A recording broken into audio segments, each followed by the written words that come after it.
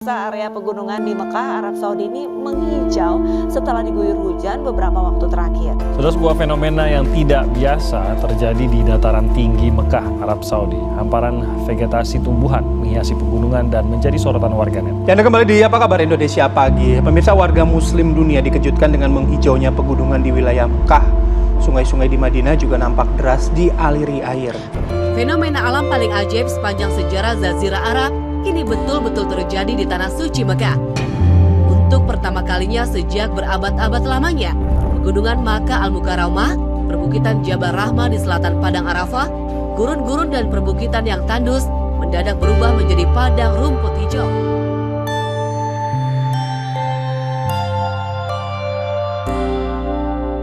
Hari kiamat tidak berlaku sehingga tanah Arab menjadi subur, makmur, kembali dengan padang-padang rumput dan sungai-sungai. Itu merupakan hadis riwayat Muslim.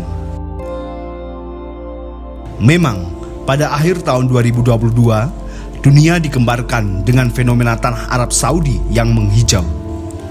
Tumbuhnya rerumputan di tanah gurun itu menjadi perdebatan masyarakat di dunia. Hal ini dapat kita simak di beberapa postingan-postingan di media sosial yang selalu mengkaitkan dengan akhir zaman. Apakah akhir zaman selalu dikaitkan dengan fenomena alam? Kenapa selalu alam yang menjadi perdebatan? Dari mulai adanya tsunami hingga adanya ramalan tahun 2012 kiamat.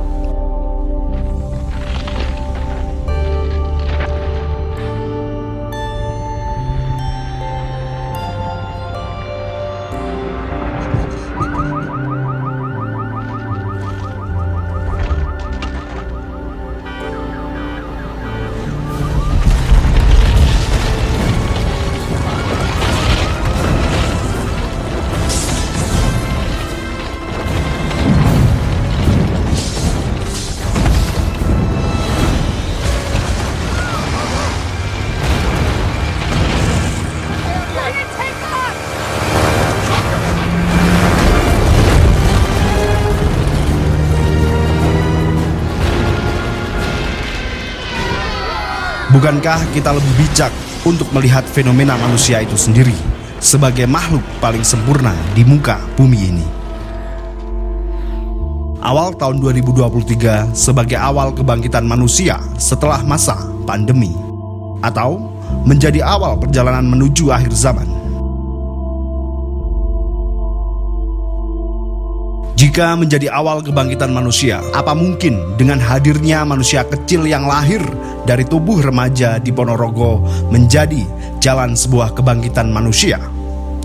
Padahal ratusan pelajar berusia di bawah umur ini hamil di luar nikah dan terpaksa harus menikah.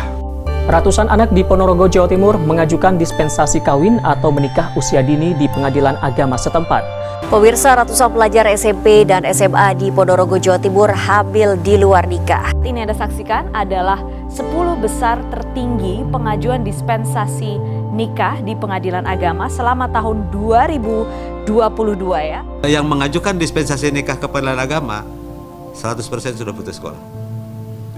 Jadi mereka sudah tidak duduk di bangku sekolah lagi. Sementara itu, menurut sosiolog Universitas Padjadjaran Nunung Nurwati, setidaknya ada 4 faktor pernikahan dini bisa terjadi. Pertama, karena faktor adat budaya di suatu daerah. Kedua, faktor ekonomi. Kemudian faktor kehamilan yang tidak diinginkan. Ini bukan menjadi permasalahan yang bisa disepelekan, namun menjadi PR bagi kita semua. Kenapa hal tersebut bisa terjadi?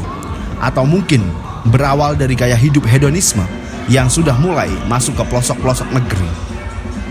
Jika memang benar adanya pandangan yang menjadi kebudayaan di mana masyarakat menganggap kesenangan dan menikmati materi sebagai tujuan utama mereka dalam hidup adalah pengertian dari hedonisme, gambar para remaja ini apa sudah dikatakan terserang virus hedonisme.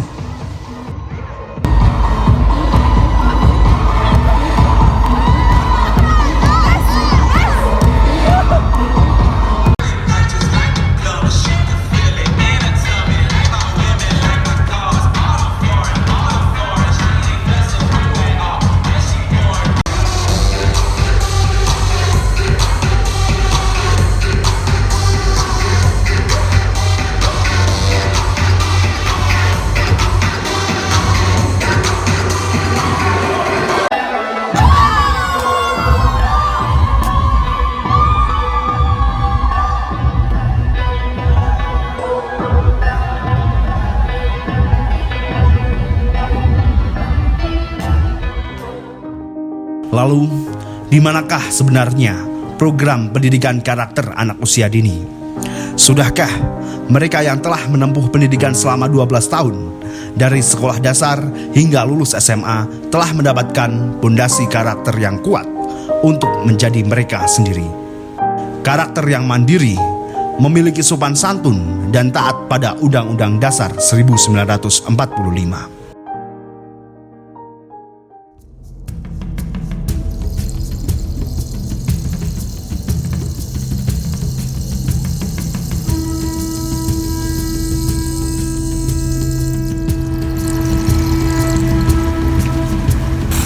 Sementara di ujung aspal Kabupaten Wonosobo,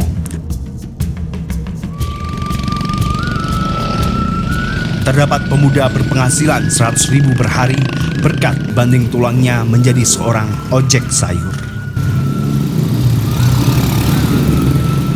Ia tak gentar menerjang lintasan yang terjal dan harus ia lalui setiap harinya. Lintasan yang berada di tebing-tebing perbukitan ini tak membuat ia menciut nyalinya. Pemuda tersebut bernama Lutfianto, pemuda yang berumur 22 tahun.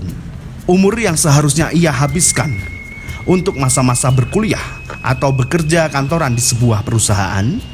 Jangankan untuk berpikir masuk ke dunia perkuliahan atau kerja kantoran. Ia sendiri dan sebagian warga desanya sudah lama sekali tidak mengunjungi pusat kotanya sendiri, pusat kota Wonosobo.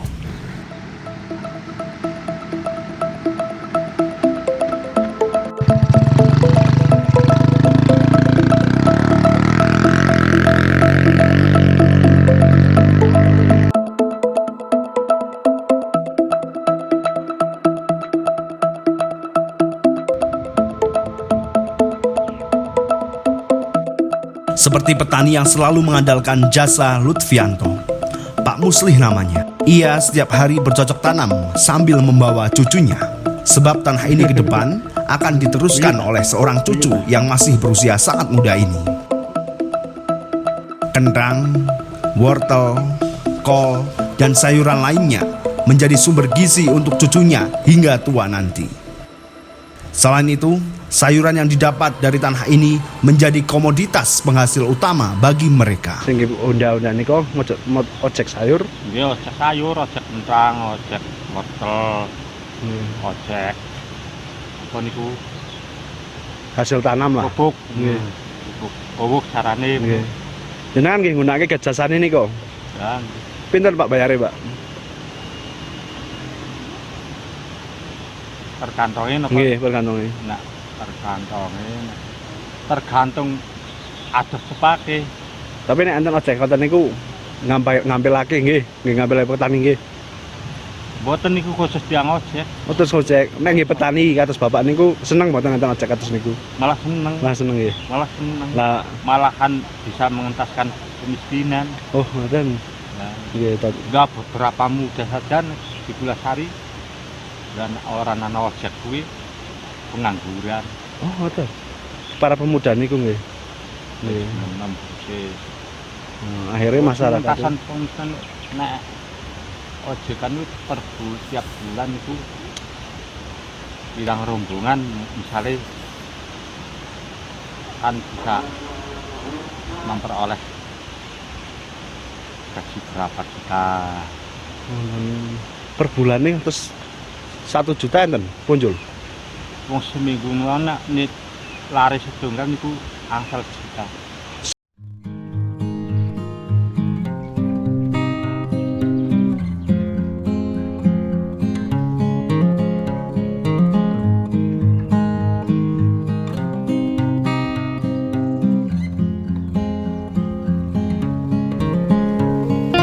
Hasil panen ini akan lama sampai di pasar ketika para ojek sayuran sedang sekolah. Itu artinya tidak ada lagi pemuda yang siap menjemput sayuran di ladang.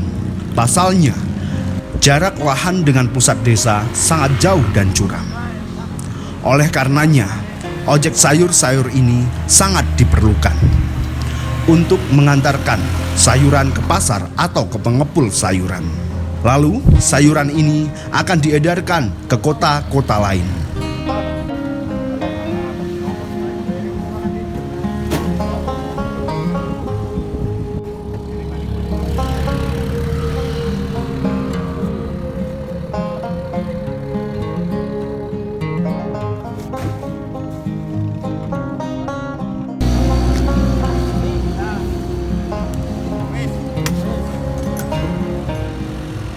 Niki pinten Pak? 3.000. 3.000 per kilo nih? Nggih. Rupiah. Ini dibetul apa nih Pak? Niki Magetan. Magetan. Jenengan saking Wonosobo ya Pak? Kula ngrikine. Oh, okay. Seperti halnya Lutfi, ia tetap memilih menghabiskan hari-harinya bersama para petani yang kesulitan mengangkut hasil tanamannya. Meskipun berat, karung-karung yang ia angkat tetap menjadi modal untuk derajat dirinya terangkat. Tanpa harus mengenal gaya hidup hedonisme, besar kecil pendapatan yang ia dapat selalu ia syukuri. Jenengan panen dewek napa pripun? Ojek Mas. Ojek? Ojek Sayur. Ojek sayur. Berarti mendet langsung saking petani ngoten niku? Nggih Mas. Jenengan berarti boten petani. Ya kadang Ojek. sampingan Mas. Oh berarti nek sing eret-eretan kados niki niku ojek rata-rata. Pinten Mas sedinten? Tergantung Mas. Tergantung cuaca. Cuacane apik Kak. Kok ngasih oleh 100.000 per hari? 50.000 Per hari? Satu karung 10.000. Satu karung. Niki saking pundi? Niku Berarti jenengan sing botong, nggih. jenengan gotong, terus nggih motor lewat dalan sing atas niku wau. Tawaksul.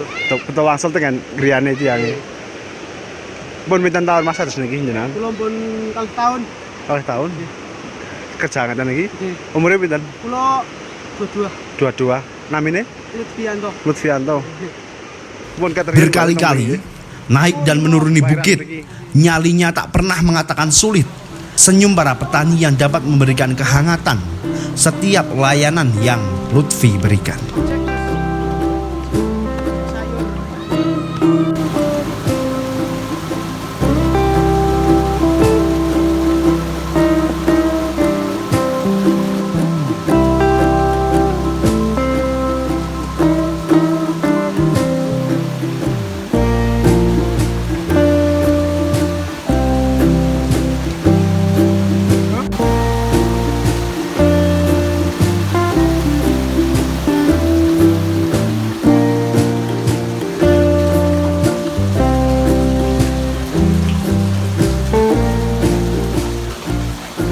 Ditambah lagi kehangatan yang diberikan oleh desanya sendiri.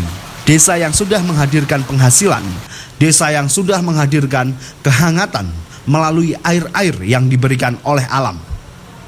Menjadikan tubuh warga menjadi hangat dan senyumannya menjadi ramah. Tak membuat para tamu dari luar desa pun tak datang untuk menikmati kehangatan air ini. Air yang begitu hangat dan dipercaya dapat menyembuhkan beragam penyakit kulit. Hampir setiap harinya, desa ini dikunjungi oleh tamu wisatawan. Tak dipungut biaya sepeser pun untuk dapat menikmati setiap gemercik air hangat asli dari alam ini. Alamnya yang alami, ikhlas, dapat dinikmati oleh setiap makhluk yang hidup di sini. Seperti halnya Wahid, warga yang sejak masih berusia belia sampai kini telah memiliki seorang putri, masih terus dapat menikmati kehangatan alami dari bawah tanah desa ini. Nek niki pemandian niki pun enten ket kapan nih Mas? Apa? Pemandian niki pun ket kapan? Niki sak dereng ini pun enten. Pun kayak apa dia lah pun enten. Berarti kan jenengan alit nggih. Saniki umur pinten? Saniki kang toko awal. Niki memang gratis sama pripun? Nah, saniki alhamdulillah gratis. Wong niki kan dipake kan sasi tidak prestasi. Oh, ngoten. Air ini terus memberikan kehangatan bagi dirinya, kehangatan bagi setiap warga, Meskipun berada di kawasan rawan bencana dari gunung api Dieng, alam ini sangat bersahabat dengan warga. Warga yang berada di Dusun Pulau Sari, Desa Campur Sari, desa yang berada di ujung batas Kabupaten Wonosobo. Melihat dari kehidupan warga Pulau Sari yang terus beradaptasi dari ketakutan papan peringatan kawasan rawan bencana, kita belajar bahwa sebenarnya kawasan rawan bencana ada pada diri kita sendiri. Kisah tanah indah yang bertabur cahaya surya, biru luas samudra, berderet gunung, teduh dan anggun. Bangunlah jiwanya, bangunlah raganya, kesedihan sirna semua.